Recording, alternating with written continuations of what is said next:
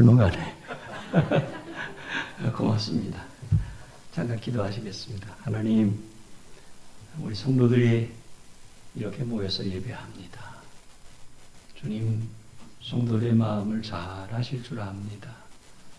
개개인, 가정, 또 자녀들 모두를 기억하시고 축복하여 주시어서 진정 축복의 통로가 되는 귀한 삶을 살게 하여 주시옵소서. 예수님의 이름으로 기도하옵나이다. 아멘. 할렐루야. 감사합니다. 지난번에 제가 예배를 인도로 왔을 때 우리 김 목사님이 창립 35주년이라는 얘기를 해가면서 기념식을 한다고 그랬어요. 그래서 깜짝 놀랐습니다. 벌써 그렇게 됐나. 35년 전에 무슨 일이 있었고 또 어떻게 교회가 개척되었는지 제가 세상을 떠나도 여러분들이 좀 알고 계시는 게 좋을 것 같아서 오늘은 제가 간증 아닌 간증 또 처음 시작을 어떻게 했는지 하는 얘기를 조금 드리고 말씀을 정리하도록 하려고 준비를 해왔습니다. 혹시 제 자랑이 나온다고 생각하지 마시고 은혜로 받아주시고 또 고생하신 여러분들의 노고를 다시 한번 추억해 주시기 바랍니다. 우리 교회 창립된 지 35년 됐어요. 창립 당시의 추억이 하나둘 떠오릅니다. 제가 초등학교 교사로 재직하던 했다가 이제 신학대학에 입학을 했지요. 근데 3월달에 입학을 했는데 5월달에 영암축제를 한다고 학교에서 축제를 하더라고요. 그때 제가 초등학교 교사로 근무하면서 연구했던 연구 자료들이 굉장히 많았어요. 그래서 교실 한 칸 빌려가지고 그걸 교실에 전부 전시를 했습니다. 그랬더니 우리 총장님을 비롯해서 교수님들, 학생들이 전부 와서 관람을 하고 다들 박수를 쳐줬어요. 근데 갑자기 저에게 축제 때 전교생을 모아놓고 특강을 해달라고 그래서 특강을 했습니다. 2시간 동안. 그랬더니 우리 전영식 총장님께서 저를 부르시더니 당신은 교수 요원이야. 아무 생각 말고 교수대를 준비를 하라고 이분이 얘기를 하시더라고요. 그런데 이제 제가 신학교를 졸업하면서도 전 교수될 만한 준비를 할 여지가 없었습니다. 근데 대학원 공부도 안 했는데 졸업하자마자 2월에 졸업하고 제가 3월에 강사로 강의를 시작했습니다. 그래서 그 당시는 수강생 숫자를 제한하지 않을 때가 돼가지고 제 강의실에는 수백 명이 모여들어서 강당 강의만 해야 했습니다. 총장님께서 당신은 목회하고만 두고 교수해야 돼 하고 몇 번이나 다짐을 하시더라고요. 근데 교단 총무의 소개로 장년 신자 10여 명, 중고등부 학생 한 20명 정도 모이는 저 서울의 응암동에 있는 성은교회에 부임하게 됐습니다. 그래서 교회에서 한참 목회를 하고 있는데 총장님이 또 불러요. 왜 유학 가는데 안 가? 가고는 싶죠. 근데 제가 무슨 돈이 있는 것도 아니고 또 준비가 되어 있는 것도 아닌데 예, 알겠습니다. 하고서 이제 성은교회를 사임하고 유학 가려고 했는데 제가 내 식구 가장 아닙니까? 내 식구 잘못하면 제가 크게 어려움을 겪을 수도 있잖아요. 그래서 유학 간다는 거 쉽지 않아서 여러 가지로 궁리하고 있었는데 다시 구로동에서 개척을 하게 됐어요. 구로동 교회를 재미있게 목회를 하고 있는데 우리 총장님이 또 부르셔서 왜 당신은 내 말 안 듣냐고 막 야단치세요. 그래서 한 번 더 결심하고 불어중앙교회를 사임하고 제가 유학 갈 준비를 하고 있었어요. 근데 당시 돈이 없던 저에게는 그 대사관에서 돈이 없으면 뭐 비자를 안 해주잖아요. 그렇다고 재산 보증해 줄 사람도 없고 그래서 망설이고 있는데 미국의 선교사들을 관장하는 어떤 선교사님이 제 안타까운 얘기를 듣고서 쫓아오셨어요. 그래서 그분이 내가 도와줄 테니까 준비하라고. 그래서 이제 제가 그런 교회를 사임하고 나와가 준비를 하고 있었는데 안 되더라고요. 그래서 고민하면서 하나님 어떡할까요? 하고 있었는데 저한테 우리 김진도 목사님을 비롯해서 그때 당시 삼김이라고 하는 강영호, 김순자, 김진희, 김경숙 이런 분들이 찾아오셔서 목사님 우리하고 개척해요. 자꾸만 졸라다니는데 당시 제가 40대 중반이었습니다. 나이로 보나 환경으로 보나 유학 가는 건 틀렸다 해서 포기하고 그럼 개척합시다 하고 기도하고 있는데 돈이 있어야죠. 개척 자금이 없지 않습니까?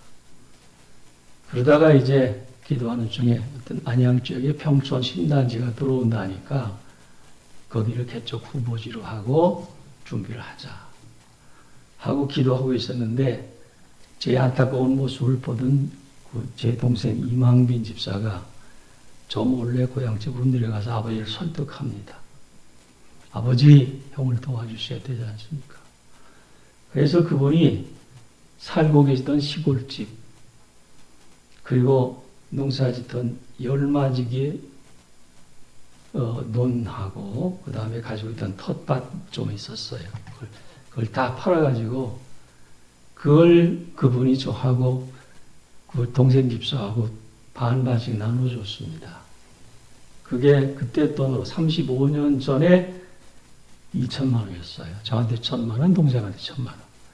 근데 이망비 집사가 이건 개척 자금으로 드리겠습니다 하고 교회에 내놨고 그래서 제가 1,000만 원 그리고 동생이 1,000만 원 2,000만 원 가지고 비산 3동 1038-18번지 저쪽 동네죠. 거기다가 건물을 얻어가지고 교회를 시작했습니다. 거기도 많은 사연이 있었는데 그 얘기는 길으니까 생략하고 그러고서 이제 개척해서 얼마 있다가 야 여기는 안 되겠다 하고 기도하던 중 이제 인도권에 대한중앙교회가 있었는데 다른 사람 땅을 빌려다가 교회를 지었죠. 근데 이 교회가 부흥돼서 평촌 신단지로 이사를 하게 됐어요. 그러면서 이제 저희가 그리로 들어갔죠. 교회가 한 80평 됐고 전체 면적이 한 100평 됐습니다. 그래서 그 재밌게 목회를 하고 있었는데 그때 오신 분이 우리 이민경 권사님 그리고 여러분들이죠. 그랬는데 교회가 한참 부흥하려고 하는데 땅 주인이 땅 내놔. 나 건축해야 되겠어. 그러시는데 어떻게 할 수가 없잖아요. 그래서 이사 간 곳이 어디냐면 평촌 번개역 옆에 있는 동아건설 건물 7층 한 160평짜리 건물로 이사를 하게 됐습니다. 잠깐요. 제가 사진 좀 보여드릴게요. 사진 좀 띄워주세요. 건축 첫 예배 한번 사진 좀 보여주세요. 이분들이 개척 첫 예배 아주 귀한 분들입니다. 이게 함성숙 권사님 그리고 우리 김일 장로님 어디 계셔? 김일 장로님은 저 구로종교에 있다가 난 목사님 교회에 가서 봉사하겠습니다 하고 쫓아오신 분이에요. 전부 다 귀한 분들이에요. 저쪽에 그 다음에 한 장 더 있죠. 그 다음 장 보여주세요. 요게 이제 창립 첫 예배 드릴 때의 사진입니다. 그래서 저렇게 예배를 드렸죠. 우리 함 권사님도 저하고 40년 지기예요. 참 고마운 분들입니다. 그렇게 해서 이제 교회를 개척했는데, 이제 평촌으로 갔다가 동아빌딩에서 160평 얻어서 교회가 부흥될 만하니까 또 동아건설이 부도가 났어요. 그래가지고 저한테 공문이 왔어요. 3개월 이내에 이사 가지 않으면 전세금을 반환하지 못하겠습니다. 깜짝 놀래가지고 부동산을 돌면서 안양 쪽에서 건물을 많이 찾았는데 안양 쪽에는 없어요. 그래서 이제 찾다 간 곳이 어디입니까? 의왕시에 있는 오선동 그 산 중턱에 있는 건물이었어요. 거기는 교통이 안 좋아가지고 버스도 없고 차를 타고 오셔야 되는데 주차장이 없어서 빙빙 돌다가 시험 나고 그냥 늘 가셔요. 어떤 분은 축도 할 때 올라오는 분도 계시고 그러다가 한 분 아이고 여기는 안 되겠습니다 하고 다른 교회로 이사를 가시더라고요. 그래서 제가 고민하고 기도하면서 어느 날 갑자기 하나님께서 제 마음에 차를 몰고 밖으로 나가라 하고 말씀하셔서 그냥 정신없이 차를 타고서 그냥 빙빙 돌다가 이쪽 근처에 있는 부동산에 왔습니다. 목적도 없이. 그리고 와가지고 부동산에 와서 여기 건물 좀 난 거 있습니까? 하고 물어보니까 몇 군데 얘기를 해요. 그 중에 하나가 이겁니다. 그래서 이 건물, 그때 당시에는 이제 목욕탕 건물이었습니다, 이게. 그래서 이 건물을 보니까, 그래.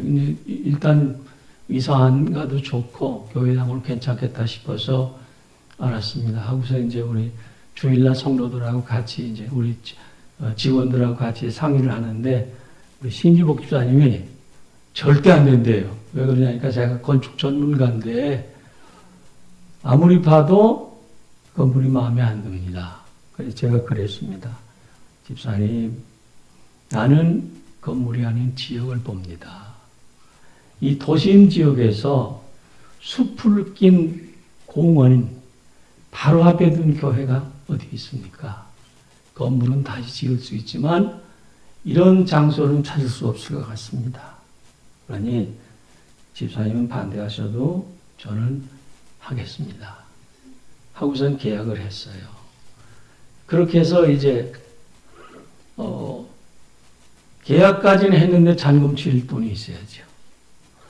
그래가지고 그냥 제가 살던 집 전세 놓고 4층 전세 살려면 한 번 내보내고 반을 잘라가지고 한층 그 전세 놓고 3층 전세 놓고 그렇게 하면서 1층, 2층으로 이제 이사를 해가지고 한 집 이사 보내고 한 집 이사 보내고 한 집 이사 보내고 그래가면서 조금씩 넓힌 것이 오늘의 이 교회당입니다. 살다 보면 참 어려운 일이 많지만 제가 가만히 생각해보면 참 고생을 많이 했다는 생각이 들어요. 근데 33년 동안 고락을 같이 하면서 저와 같이 눈물도 흘리고 땀을 흘리고 헌신하면서 이 교회를 개척하고 충성하신 우리 귀한 분들 정말 감사합니다. 특히 우리 조혜라 선생 어디 갔어요? 거기까지. 이 조혜라 선생은 참 고마운 분이에요. 주일학교 때부터 반주를 시작했어요. 지금까지 반주를 계속해서 하고 있고 저한테는 참 훈팔 같은 좋은 일꾼입니다. 정말 고마워요. 하나님께서 정말 축복하실 거예요. 그런데 알고 보면 제가 교회를 개척할 때, 이 교회를 개척할 때 1등 공신은 아무래도 저희 아버지예요. 저희 아버지가 재산을 다 정리해가지고 내주셨기 때문에 이 교회를 개척할 수 있었습니다. 저희 아버지 어떤 분인지 아시죠? 그분 예수 안 믿던 분입니다. 제가 목사 되는 걸 반대해가지고 술김에 자고 있던 저를 작대기가 타져갔던 분이 그분이에요. 그래서 자다 말고 쫓겨나서 밖에 가서 팬티 바람에 울고 서 있던 제 모습 여러분들 상상이나 되시겠어요? 전 그런 일을 많이 당했습니다. 어떤 다른 이 양반이 바카스 평처럼 생긴 옛날에는 쥐가 너무 많아서 지약이 많았잖아요. 그 지약을 2병 사가지고 오셔가지고 술김에 병뚜껑을 따가지고 마시면서 너 한 병 먹고 나 한 병 먹고 깨끗이 끝내자. 그러시던 분이에요. 그래서 동네 사람들 달려와가지고 그냥 힘들게 그분을 말리시고 그러셨는데, 제가 그래도 신학교에 입학했다고 나중에 그냥 신학교에 입학한 걸 보고 너 안 된다 그러시면서 제 옷을 좀 벗겨가지고 발리발리 찢어버리면서 너 이놈 이래도 학교 가나 보자고 그러셨던 분입니다. 그랬던 분이 자기 전체를 다 내놨어요. 얼마나 감사한지 몰라요. 그래서 제가 모시고 살았잖아요. 여러분들 고생하셨잖아요. 자, 그래서 제가 신학교에 입학해 졸업까지 얼마나 걸린지 아십니까? 17년 걸렸습니다. 다른 사람은 4년이면 공부 끝내는데 저는 17년 만에 신학교를 졸업했고, 졸업하자마자 우리 아까 얘기한 대로 총장님께서 너는 목회하면 안 돼. 학교 교수 해야 돼. 하면서 자꾸만 저를 불러대시는 바람에 어쩌다 보니까 사실 목회에 큰 탤런트도 없어가면서 교회를 3군데나 제가 돌아다니며 목회를 하고 개척을 하고 그랬습니다. 자, 어쨌든 그랬고, 앞에 계신, 넘어갔네요. 저는, 제가 교회를 개척하면서 함께 일했던 분들을 잊을 수가 없습니다. 저녁에도 잠자리 들면서 곰곰이 생각을 하고, 이분들 참 고마운 분들이구나 하는 생각을 참 많이 해요. 자, 그러면서 그분들의 은혜에 어떻게 갚아야 될까 하면서 기도할 때가 참 많습니다. 자, 그것이 우리 교회에 간단한, 제가 간단하게 말했지만은 얘기하면 길게 할 얘기가 많은데 그런 얘기는 이 자리에서는 안 하겠습니다. 자, 이렇게 개척하고 하는 것이 어찌 보면은 남들이 할 수 없는 일인데 이게 축복의 통로를 여는 길이기 때문에 귀한 일이라는 거죠. 이제 말씀으로 돌아갑니다. 통로하면 길 또는 방법 또는 전달자 이런 뜻을 가지고 있어요. 목적지로 갈 수 있도록 만들어 놓은 길, 또 어떤 일을 성취하기 위한 방법, 어떤 것을 이어주는 전달자, 이게 통로라는 의미 옳습니다. 자, 하나님께서 홍수 심판을 통해서 타락한 인류를 전부 정리하셨지만 인류가 번성하면서 또 타락하기 시작합니다. 그래서 멸망의 길로 달려가는 인류를 구원하기 위해서 믿음의 조상 될 사람을 찾으시다가 선택한 사람이 아브라함입니다. 그래서 아브라함은 당시 메소포타미아 지역 갈대아 우르 그 지방에 살았는데요. 여기는 그 달의 신을 섬기기로 유명한 우상 도시입니다. 그래서 하나님께서 찾아오셔서 아브라함아, 내가 사는 곳은 복받을 자리가 아니다. 내가 살 곳은 복받을 자리가 아니다 하는 말씀을 하시면서 너를 축복의 통로 삼을 테니까 내가 네게 지시하는 땅으로 가라 하고 명령하십니다. 그래서 메소포타미아 지역에서 이쪽 가나안까지는 참 길고도 먼 거리인데 하나님의 말씀을 순종해서 아브라함은 그 길을 가게 됩니다. 내가 너로 큰 민족을 이루겠다고 말씀하셨는데 75살 먹었던 아브라함에게는 아들 하나 없었어요. 자식이 하나도 없었어요. 그런데도 불구하고 아브라함은 아멘 하면서 순종했습니다. 그런데 75살에 하나님께서는 아브라함을 불러서 저 하늘의 뭇별을 봐라. 셀 수 있냐? 없습니다. 저 바닷가의 모리아를 봐라. 셀 수 있냐? 없습니다. 네 자손이 그와 같을 것이야. 하면서 미래에 대한 비전을 계속해서 주셨죠. 그런데도 불구하고 아브라함은 에이 하나님 농담하지 마세요. 제가 제 나이 75이에요. 그리 안 했어요. 아멘. 감사합니다. 아멘. 믿습니다. 그러면서 순종했죠. 그래서 그런 아브라함의 믿음을 보시고 하나님께서 100살에 주신 아들이 이삭입니다.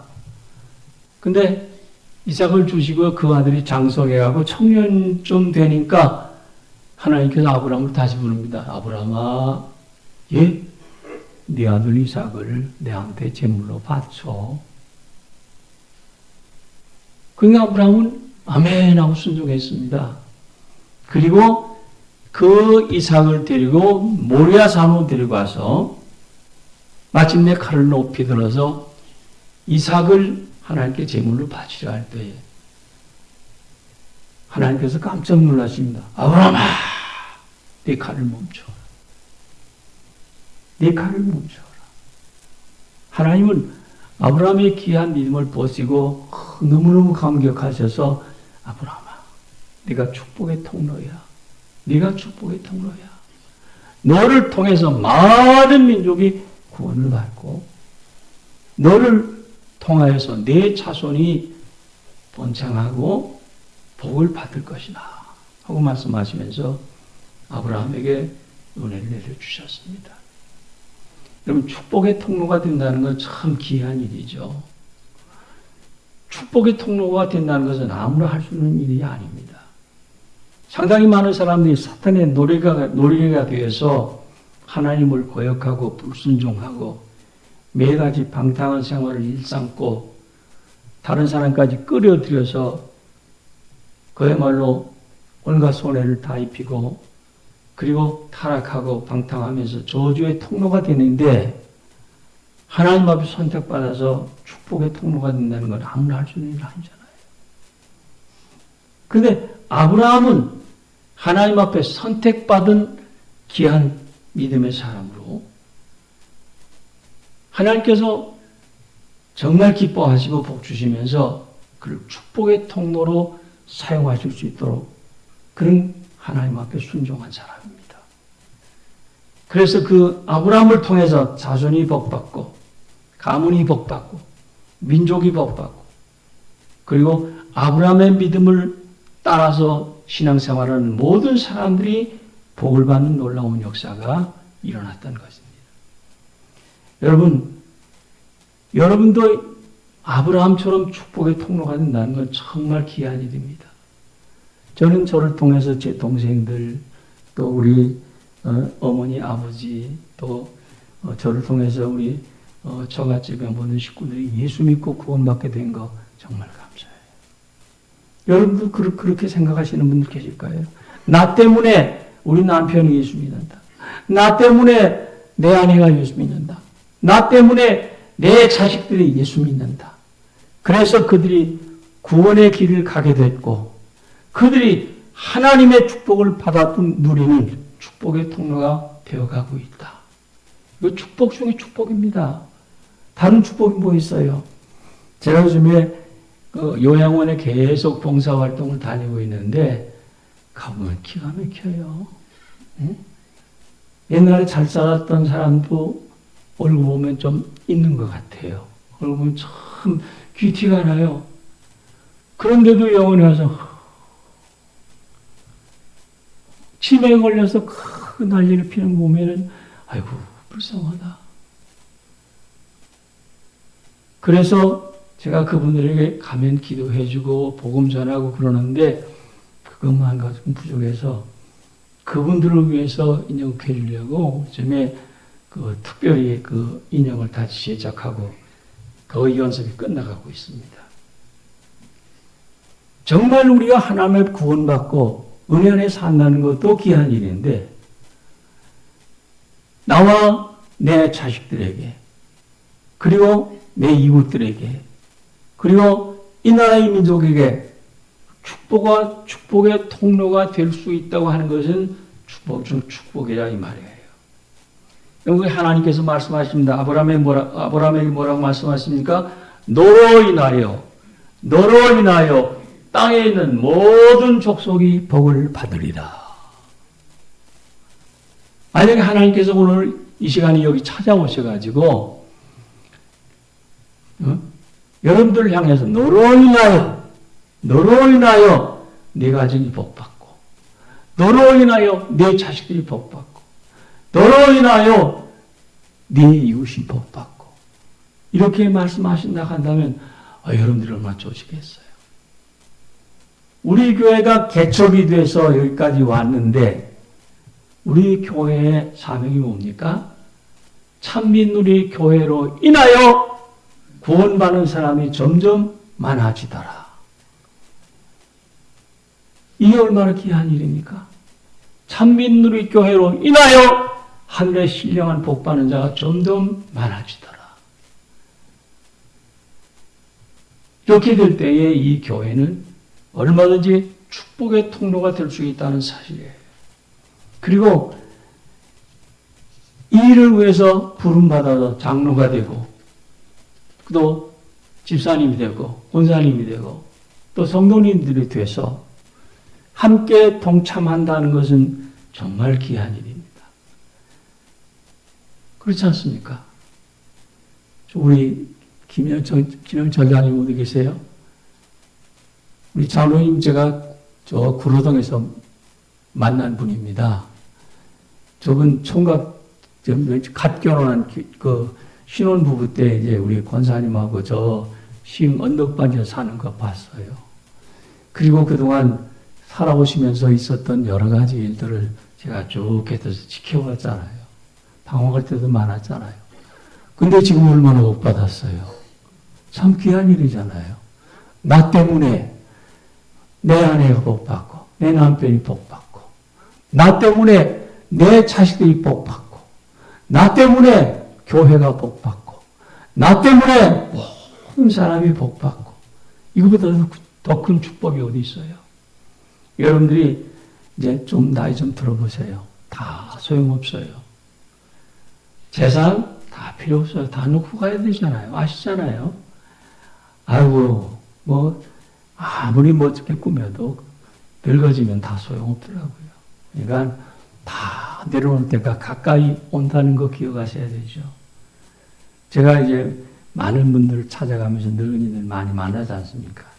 아까 말씀드린 요양원에 한 달이면 여러 차례씩 계속해서 매주 방문합니다. 가는 데마다 방문하면 모두가 다 그냥 그렇게 옛날에는 쟁쟁했던 사람들 같은데 지금 만나면 별 볼 일 없어요.